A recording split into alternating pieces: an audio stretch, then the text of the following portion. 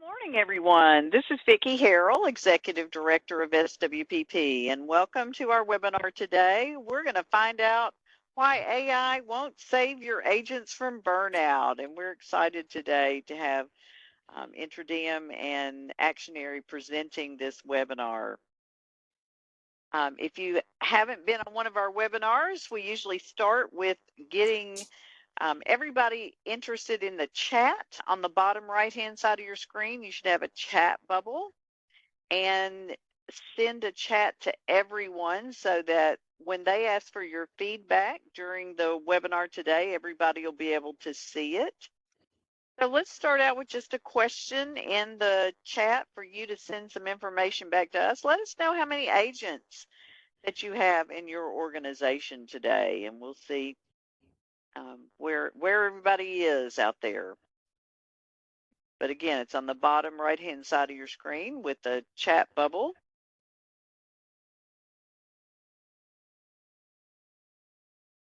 I am not seeing anything come in yet. Are you finding the chat in there?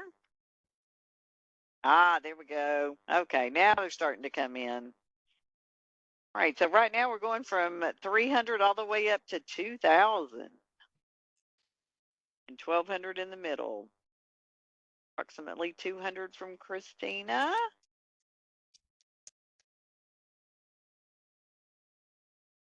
Right, so if you just put us a note in there and let us know again how many agents you have. We just want to make sure everybody finds the chat so that when we start getting questions from the panel that we know where to put our answers.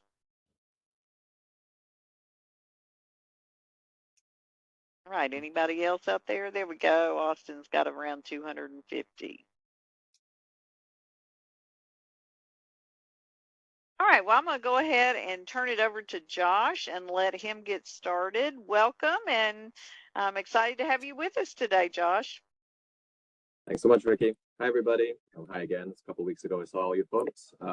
I'm joined today by Jim Davies and Simon Harrison. I'm going to ask them to introduce themselves first, and I'll round us out, and then we're going to go through an overview on AI and the industry at large. Jim, do you want to go first? Yeah, hi everybody. My name is Jim Davies, co-founder of Actionary, which is a research and advisory company, and very passionate about the workforce and engagement, and really pleased to be on this webinar today. Yeah, Simon Harrison, obviously co-founder of Actionary 2. Spanning the industry, find this, when it comes to contact center and everything adjacent to be really quite interesting areas. Technical early on, went through various iterations in my career up through to senior marketing positions, lead analyst at Gartner, wrote a few Magic Quadrants, and now we really enjoy working with vendors like Intradiem on the research and webinars like this. Awesome, thank you, gentlemen. Hi everyone, I'm Josh Wilkins. I'm the solutions consultant for Intradiem. I have 10 plus years in the contact center. I was an agent on the phone some 15 years back using Intradiem as an end user. I went in management, training, all the way up to command center and kind of shared services. So yeah, I'm really excited to have this session with you guys today. Simon, I'm going to hand it back over to you. Yeah, thanks, Josh. I thought we'd start out just by doing a little bit of a take stock of where we are in terms of AI in this customer service world. Obviously, really about framing maybe what's contributing to this attrition problem that we're going to talk some more detail about in this webinar. So first of all, we've seen chatbots, automated workflows, real-time assistance. We're seeing the demonstration of AI delivering what it promised, right? We've seen reduced response times, streamlined processes, doing better with more with less. And the research is kind of confirming this. McKinsey talking about 30 to 45% improvements in operational productivity for orgs that are adopting the AI thing. So let's not spend much time on that. We've got the proven use case, we're seeing the value. What's interesting is the perception that adopting AI and supporting customer service to deliver better experiences is more likely perceived to be something that is an advantage for businesses, when actually the reality is it's more likely to be that we're needing AI to keep up. So, many of us have embraced AI in our everyday lives, right? We are all using GPT, and we're more connected, more informed than ever, or we may think we are. We think we know lots more. In fact, it's fun to see how we we tend to be challenging experts with, well, I asked ChatGPT and it said this, so obviously I can punch my weight now. It's a common thing. So we think we know more, we feel more empowered, and we actually tend to do know more, it's fair to say. So when it comes to engaging with real live agents, they're obviously getting more and more difficult questions to answer. We're more up to speed. We're engaging them later, but we're still expecting those resolutions, the high quality resolutions, right? So, you could argue that our expectations as customers needs the technology that can keep up. So, in fact, I'll use one key data point. Forrester did some research, what they call the CX Index, and in this research, the headline discovery was CX is the worst it's ever been. 39% of brands surveyed, about 85,000 to 120,000 people's that are engaging with these brands were surveyed, and there was a significant drop in CX scores, more than double the 17% the previous year, and the pervasive issues being inefficient customer service and digital experience gaps. So, we're not doing as well as we should be in CX, kind of illustrating the point that we do need this technology to keep up. Because you could argue, when it comes to that kind of finding, is it that companies are getting worse at delivering great experiences, or are customers wanting more because they've become so empowered? Regardless, it's fair to say AI in customer service is needed to keep up with us very demanding customers, and when it comes to engaging live, we all tend to only get in touch when we can't help ourselves, right? This is kind of an important fact. We expect the intelligent self-service solution so we can solve our problems more so ourselves, but we do not expect them to replace being able to speak to a person. In fact, the thought of that is a little bit scary, actually. So when it comes to looking at research from the likes of Gartner, who are predicting that by 2028, the EU will mandate the right to talk to a human in service interactions, it's clear that human touch is going to persist. And again, that's a big deal. Agents need to be more equipped and more supported than ever, and it's not going away.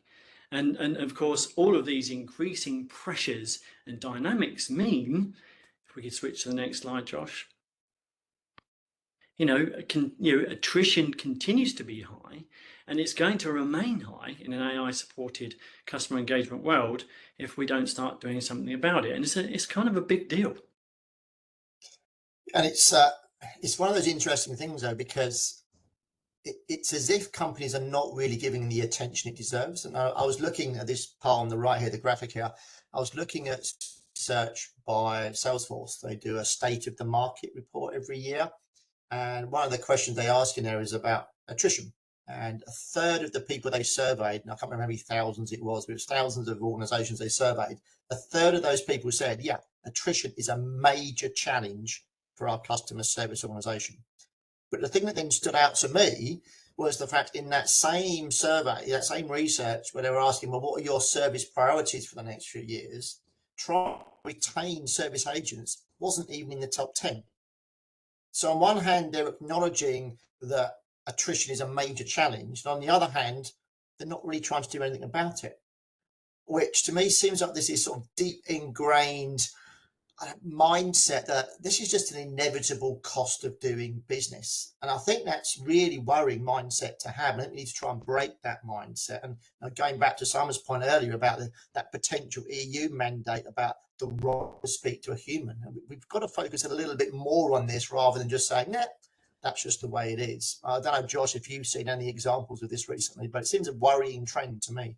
Yeah, definitely. And what we hear from the field and in my own experience is that the problem is just the multitude of different data points, a variety of different tools, conflicting priorities.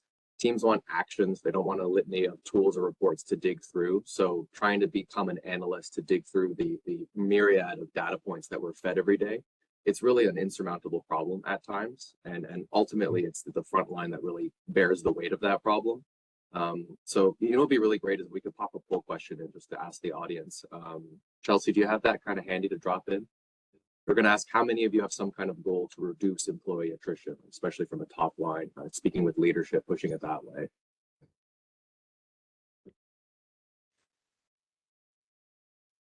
Love a good poll. Yeah. Can't Perfect. Thank you, Chelsea. Give everyone a minute or two to answer. But yeah, largely the challenge of understanding the kind of hidden signals and digging into to see where a problem would start and figuring out where to spend your time. It's a big problem in the contact center. You have 100 different rabbits to chase at any point in the day. You could chase down this data point or look for call recordings or listen to 100 different samples of something. What we really need is something to kind of guide us and push us towards the right action to take to kind of save a lot of our digging, a lot of our time, and get right to the action and doing something about it. Yeah. We have an employee attrition plan as part of our workforce and technology roadmap. That's excellent. Brilliant. The current top Good target. answer, Austin. Maybe from a size perspective. A lot of times if you're growing early on, if your growth is really, really high, attrition can be something you don't notice quite as much, but especially once you start scaling up and trying to manage long-term budgets, attrition becomes a huge cost center for a business. And that's really what we're talking about today. Yeah.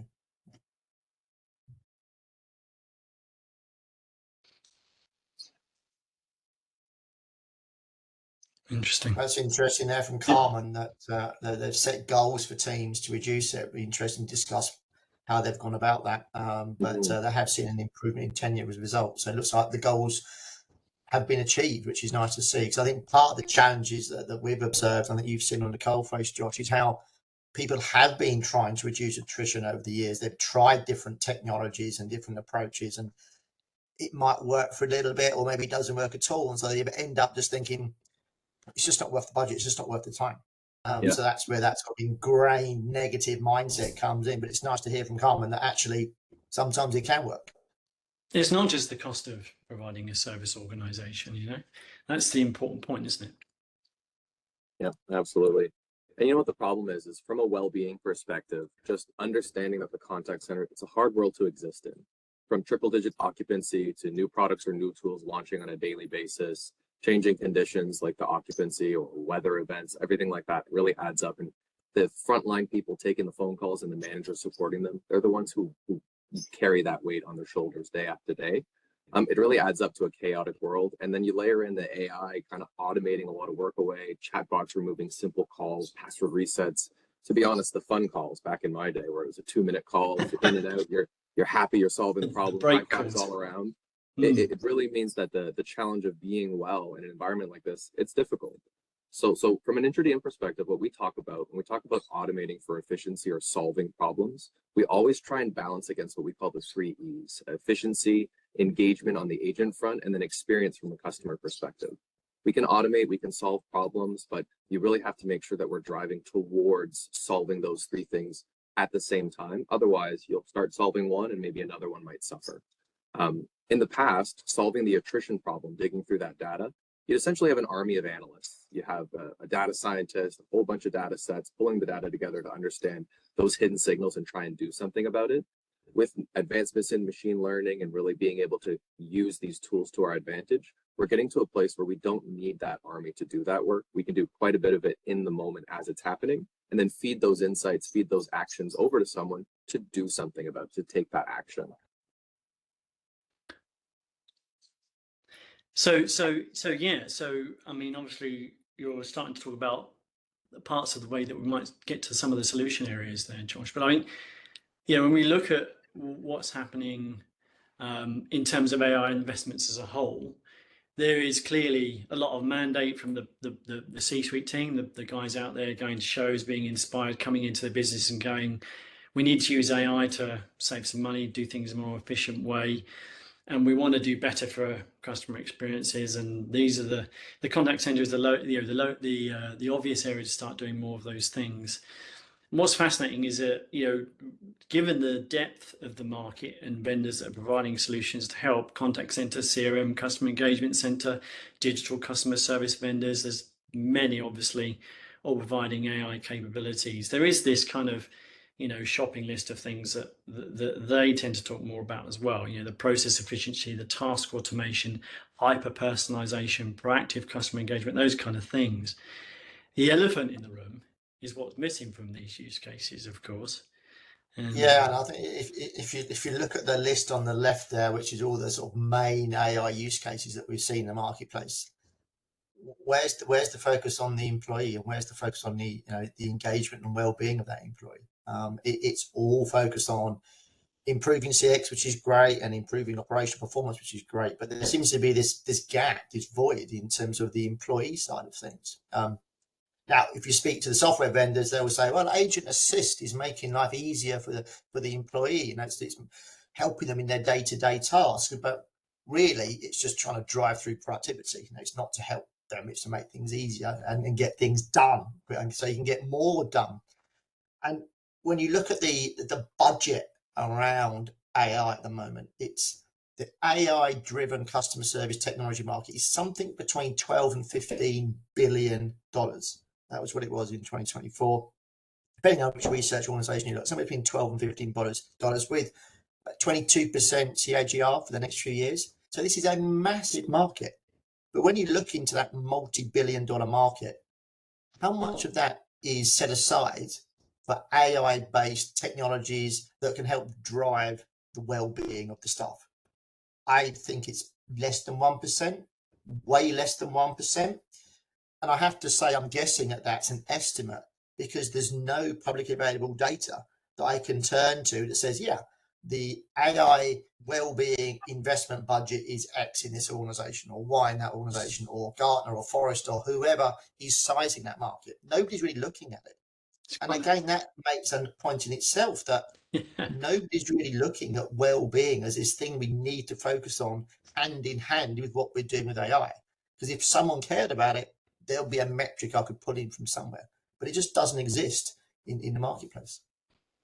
Yeah, it's brilliantly, scarily accurate. The point about there not being the research, being insight in itself. It's amazing, really, isn't it? So it's a great segue. I was going to say, it'd be interesting to do a quick poll on this, Josh, if we can delve into this sort of budget a little bit more and where the AI is being targeted. Yeah, you beat me to it. We were going to ask how many of you are looking at AI tools to improve employee well-being, kind of specifically for this topic we're talking about.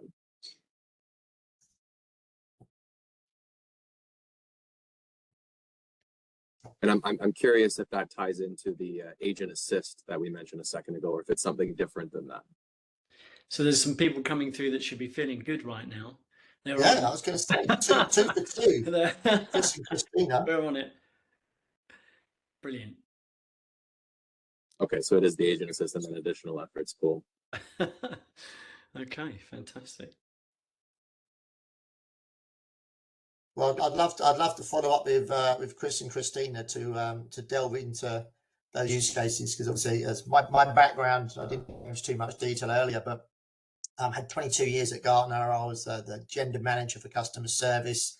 I was the creator of WEM, the Workforce Engagement Management acronym, which I introduced to replace the old acronym that was WFO, Workforce Optimization, because I felt WFO had far too much emphasis on operational performance and treated the agent like a cog in a machine, whereas I wanted to put much more focus on the employee and their engagement and their well-being, hence the WEM acronym. So yeah, this is something that's really close to my heart. So anybody that's setting time aside with their AI investments to focus on well-being, I'd love to have a follow-up conversation with you. Interesting point, and I've missed the name about AI being all about job replacement coming through. I mean, it's the other end of the spectrum, isn't it? Ultimately, the scary thing, the reality is that that's not necessarily what we want as customers. There's some interesting research out from Gartner. I think it was something like 64% of those surveyed said that they prefer just speaking to a person over AI. There's all sorts of ways to slice and dice the perspective from a research perspective, but somewhere in the middle is obviously the right balance, isn't it? Yeah, absolutely. And Jim, tying into your background here. Oh, sorry, no, this is Simon I'm handing over. Yeah. No, I mean, and I think the interesting thing for me is AI, and just sort of fits in perfectly with Anne's comment about AI as for job elimination. I mean, I don't think in my lifetime we're going to have a world without an agent. And with the EU mandate potentially coming in, that's probably going to reinforce that. But, or maybe not my life, maybe my career, so however long that is. But I think it's really interesting to see that AI has so much power and it's going to have such a positive impact on organizations, particularly when we start moving to agency as well. But what we are seeing right now is if you think about what AI automation can do, it can help simplify those, it can help solve those simple tasks where there's low complexity and a low level of emotion. And that's what this chart is showing on the left here. But as soon as you start to get into those more complex or those more emotional interactions, that's when the AI starts to fail a little bit. And it's going to get better over time, obviously. But right now, as soon as you get that level of complexity or that level of emotion higher, it's where that human agent starts to kick in and starts to really make the difference. And those calls have always been there over the last however many years. But the difference now is they're occurring in greater numbers because the AI is helping with the address changes and the password resets and the product returns. All the things that the agent can do almost in their sleep means that everything they're doing now is just those real complex tasks. And so they don't get a cognitive break. They're constantly having to be on the top of their game, dealing with that complexity. They need to show that greater level of empathy. They need to have deeper problem solving skills. They need to be more patient. And this leads to greater stress and it leads to greater burnout. So as great as AI is in terms of helping drive that productivity and driving CX, is actually meaning the agents are having a much harder time at work because they don't get that address change where they can just calm down a little bit and take a breath before the next complex call because they're just relentlessly one after each other yet. And that's what's leading to this data point in the middle here, which was from Salesforce, who do a sort of state of the market report every year. And they're showing that 56% of agents are now experiencing burnout. So it's getting bigger and bigger. And I was also looking at the Gallup report. I don't know if anyone's seen that, but it's worth reading that, which is their latest state of the market. And they show that 79% of employees are currently disengaged. So that's enterprise-wide, that's not just contact center, but 79% are disengaged. And that's actually a bigger number than last year. So engagement levels have dropped year on year. And there's only 2 times in recent history, so going back over 10 years or so, there's only 2 times where that's happened in the past. And both of those times are linked to COVID lockdown. So that's quite a profound statement that we are dropping our engagement level of employees without the constraints of a COVID environment. So we're in this sort of crisis point, I would say, where employees across all departments are starting to fatigue out and they're not being recognized by management. And actually in the study, in the Gallup report, this is them rippling down to management and supervisors as well. So actually the biggest decline in engagement across enterprises is in the management sector. So this is not just an agent thing. This is an enterprise-wide thing that we need to be looking at. What's scary about that, Jim, is also, I mean, you're talking about the effects in terms of economy are dramatic too, right? I mean, that specific was it's costing the global economy 8.9 trillion, and so there's this spiraling negative effect. You've got disengagement, but you've also got a huge cost of that disengagement that we need to flip to turn those things around. And yeah, I mean, as Jim says, that's a really interesting report, worth reading. Definitely worth reading some of the commentary about, of those surveys. And it was about 128,000 employees. Some of the commentary they share on why they're not engaged, why they're actively disengaged. It's really quite. I don't want to say it's amusing. It's not, but some of it to read is wow. It's quite interesting stuff. So, but yeah, okay. So moving on then, George. Yeah. Well, I mean, obviously, when it comes to I'm going to say we've glorified the problem enough, chaps. I think it's time to get a little bit into the solution. And I know this slide's definitely a bit of Jim, the feedback guy. So I'm going to hand this one over to you, bud. Thanks. Yeah, so I mentioned at the beginning that I was the WEM guy at Gartner, but I was also the voice of customer guy. So anything to do with getting feedback from customers or employees is definitely something I'm really interested in. And it sounds obvious, but I think for me, if we're trying to address attrition, there needs to be a really robust voice of the employee program in place as a start point. And people are probably rolling their eyes going, oh, we've got that, we've done that, or it's not that valuable, it doesn't work. But I think there is still a huge opportunity for doing a good job of voice of the employee. And I think the challenge is most organizations are not doing it properly. So I don't want to run a complete poll on this or stop my conversation, but if someone in the chat does want to say, yes, we're doing this, or yes, we're thinking, just let me know what your thoughts are on VOE as I'm talking. I'd love to pick up on that as a side chat. But it's been shown time and time again, if you focus on a proper, robust VOE program, there is a positive benefit for it. Now Qualtrics, which is one of the leading VOC, VOE vendors, they state that their customers who use their technology for VOE have a 16% increase in employee engagement.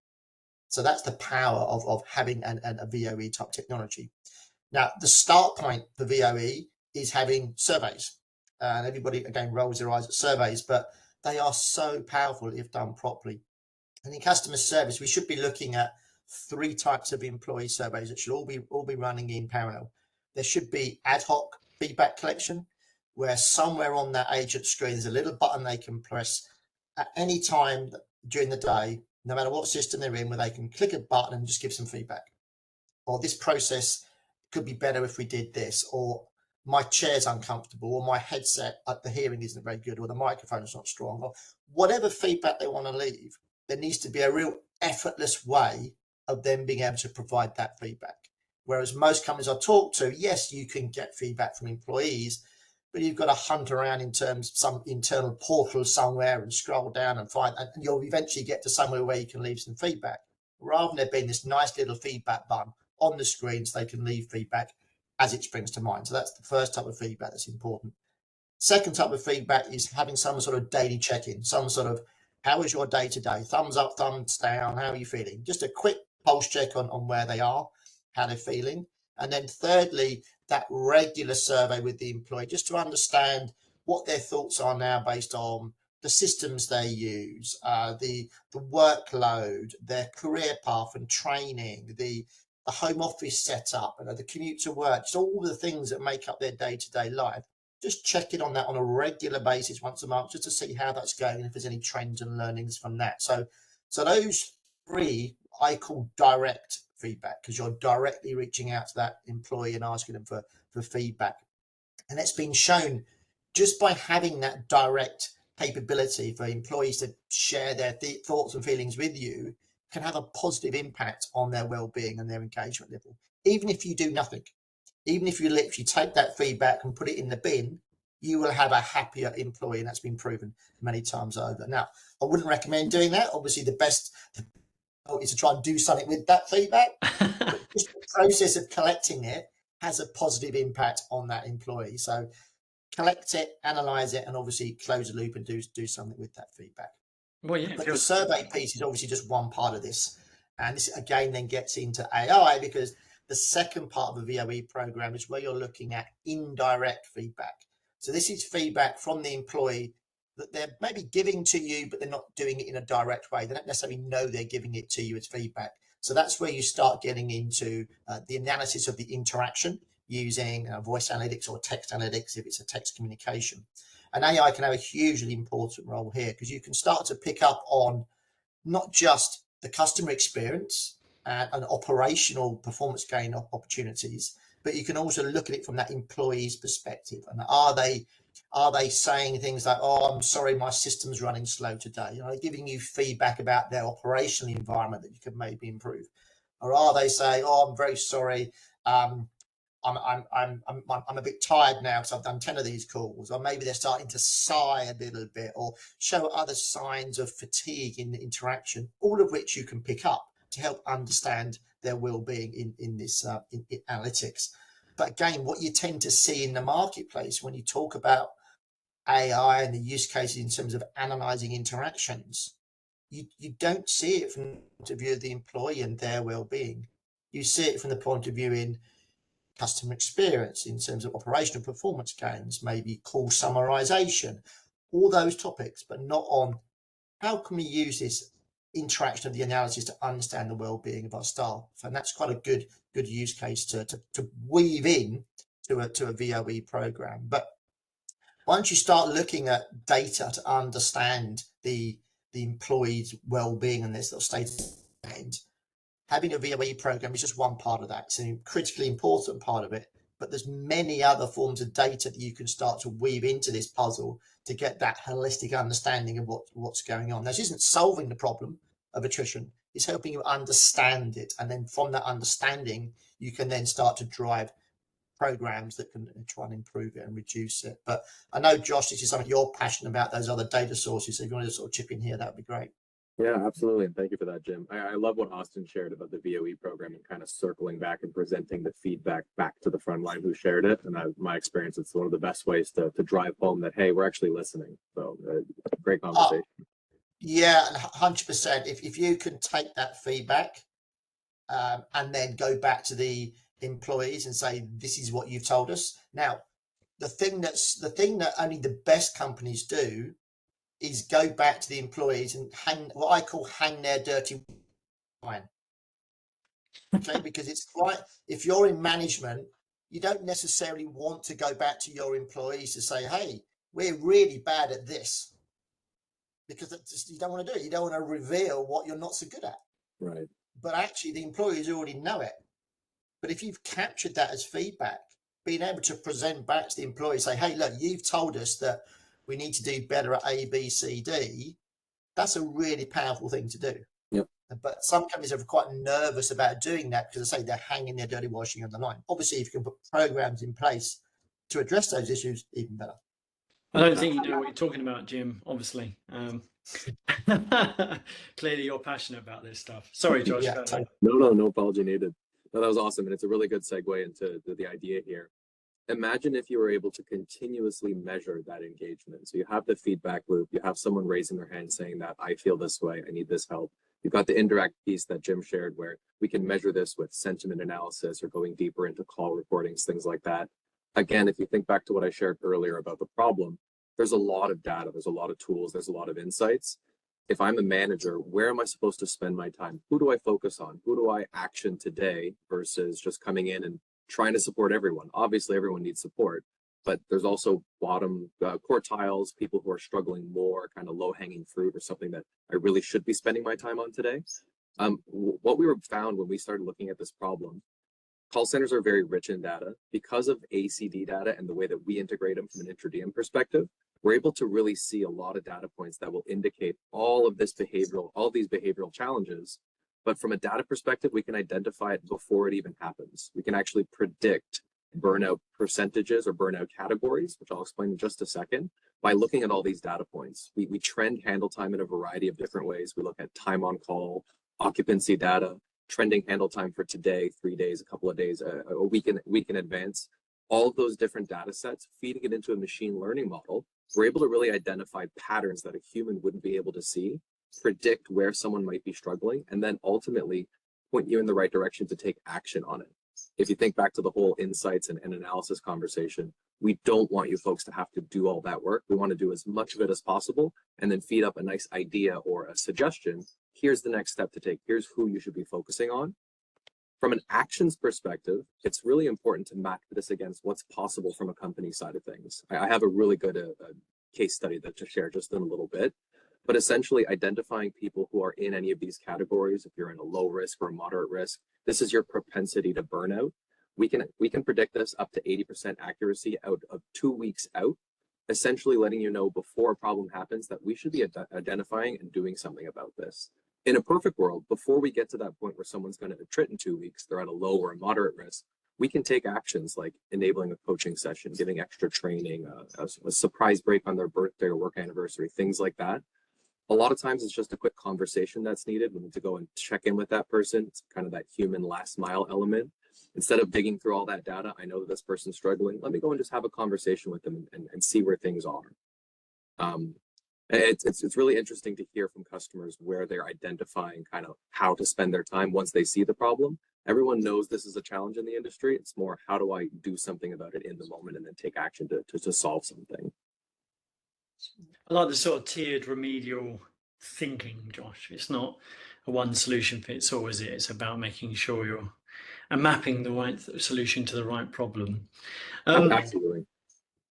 So if we I think we are one of the things I've seen being particularly effective is the ability of the agent to have a bit more flexibility in their shift patterns as well. So I think if you've got your 1 hour break at 2 o'clock and yet you've had a particularly stressful call at 1:15, you don't necessarily want to wait 45 minutes until you can take your next break. So that ability to say, I just want to grab 10 minutes now just to go and get a coffee, walk around the floor or walk around a home if you're working at home, and then come back and check in again at 1:25 and then carry on for the next 35 minutes. I think that type of flexibility, I think, is a real good means of just trying to just stop it from escalating. And you have that bad call, you can just take a break, take a breather, and then come back rather than having another 45 minutes of just hard work before you get to your break.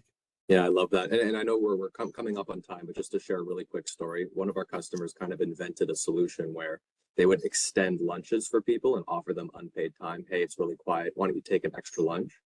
To automate that, it's a lot easier than pre-scheduling, going through a request process and updating it. So just an awesome example of integrating into these different platforms and thinking about a way to focus on the employee. You can balance both sides. That's a huge budget when if you're sitting with idle time and I'm sending people home early, they can go pick up their kids, go have a quick lunch, take a break, take a walk, whatever it is, and then come back an hour and a half later and everybody's happier. It's a win-win for everyone. Just to segue in, Simon, we've got a couple. Sounds good to me. I think I want some of that myself, Josh. Yeah. Of course, investing in well-being comes in many forms. So we're just going to finish up here with you're talking about, beyond the technology, there's lots of academic studies out there on the effects of things like empathy training, which can significantly help prevent professional burnout, as it's known, associated with what we call high stress positions. And I'd argue agents are more and more, as we've said, everything's up leveling. They're more and more in higher and higher stress sort of positions when it comes to the expectations of us being so informed and so much further up in terms of the solution before we try to engage with them. Staff can be given the bandwidth and encouraged to do things themselves, of course. And empathy maps are a powerful form of self-reflection to help staff practice a bit of self-care, turning the lens inwards and building awareness of their internal state, needs and patterns. And that can actually help businesses to catch some signs of burnout and misalignment of stress as well, based on them doing those exercises. Although obviously it may seem obvious, when implementing AI solutions, training programs should definitely run in parallel that go beyond the technical knowledge. Of course, educating on soft skills like empathy, emotional intelligence, advanced problem solving, so employees can adjust without feeling overwhelmed by new technology, a change in their role and what's expected of it, and still having to do as well as they always have, or even better. So, employees need to be equipped to work with AI systems whilst they still manage these ever more complicated interactions. Ultimately, combining the technology and introducing these practices, encouraging staff to help themselves as well, has a profound effect on retention and directly improves AI deployment success. So I think Josh has got some great examples of this. He mentioned one a minute ago where businesses that have invested in wellbeing have seen some great outcomes. One of them is going to spotlight for us now, I think, before we finish up. Yeah, thanks, Simon. So just to kind of tie it all together, we ran a recent pilot with a customer where they piloted control versus a pilot group, and we basically loaded the software that I talked about earlier. Again, the idea was that we're using those hidden signals to identify risks of burnout, and we categorize them in those different buckets, and we map that against activity to support people. Within the pilot, they spent maybe an hour to 2 hours each week. About 30 minutes of that was looking at dashboards, which basically highlighted, hey, which agents are in which category, who is at risk to having a burnout this week, and what should I do about it? So what should I do about it? In this case, they just had conversations. They had one-on-one meetings, very small schedule adjustments. There was one employee who just wanted acknowledgement that the group was really struggling and it was a rough time at that moment. And that's what I mentioned earlier about identifying where I should be spending my time. If someone's at a moderate risk and they're at risk to move up to a high, if I go and have a quick conversation with them and just talk about well-being, Maybe there's a program that Simon was mentioning where they can do something, a training course, some sort of extra adjustment to breaks or lunches, extending lunches, things like that. What they really found throughout this pilot is that they didn't know what well-being programs were available at the company. And identifying that this person was at risk, it's something they knew deep down, hey, it's a busy environment, they're a little bit disengaged. Seeing it on paper in front of them based on the data, it really helped people to hone in who to spend that time on and then to identify what to do about it. And they just saw a huge uptake in those programs to take advantage of already being paid for, employee assistance programs, things like that. And ultimately what they saw was a 7% reduction in attrition versus the control group. And this was over 6 months, and we extrapolated it for the year. But that's a powerful number. If anyone knows about recruitment costs, you're looking anything from north of 10,000 US dollars just to get someone into a seat, just to do the recruiting and the interviews and things like that. We're not even talking about training and upskilling and kind of lost knowledge, lost tribal knowledge. That's another layer of cost on top of that. This is why the people problem is really one of the most expensive, and we're throwing all this time and money at solving the technology problem. Let's throw a little bit of on top of the people side, and then the ROI there is absolutely it'll come back in spades. That was the thing that I love about this whole topic and the webinar, Josh, is the return is phenomenal, isn't it? I mean, reflecting on the Gallup report, reflecting on the positive outcomes in terms of just engagement and staff feeling, valued and so on, but then directly improving the money to invest in things for improving the way you help customers, etc. Is such a great thing. This is just a win-win situation with the right technology and, as you say, with some of those practices. And what's great is the cost of a false positive is a more engaged employee. Worst case, if I think that you're coming towards a burnout event and I come and have a conversation with you, everyone's happier on the way out regardless. So there's really low risk to go and take that effort and do something about it. Perfect. Awesome. Well, thank you so much for joining me, gentlemen. Appreciate your time. Thanks, everyone. Pleasure. Really appreciate you joining us. And I love the engagement. I love those questions. We'll follow up with some people. All right. Well, this was very interesting and lots of great information here. If there are any other questions, y'all put them in the chat, and I'm sure that these gentlemen can address them. But boy, did we learn a lot today. And I love this case study that you put, because a 7% reduction in attrition is a huge amount. So I think I just want to say some great question, great feedback in the polls, really interesting insight, actually. Seems like a lot of you guys are doing a lot of things right and have the opportunity to, really, perhaps, take some of this back to the business and really help drive some things forward beyond what you're doing already very well. And Martin is asking if we'd be sending the slide deck to participants. I'm sure we can get a copy out. Yeah. We'll work with them. We'll work with Melissa and team. And we will definitely send out the recording as well. So if you want to share this with someone else in your organization, you can share the recording of it. So, all right. Perfect. Well, I don't see any other questions coming through. Anything else from the panel? Thanks again for such great information. Thanks for having us. Yeah, thanks for having us. Appreciate it. Have a great day, everyone. Thanks all. Okay. Bye. Thank you. Have a great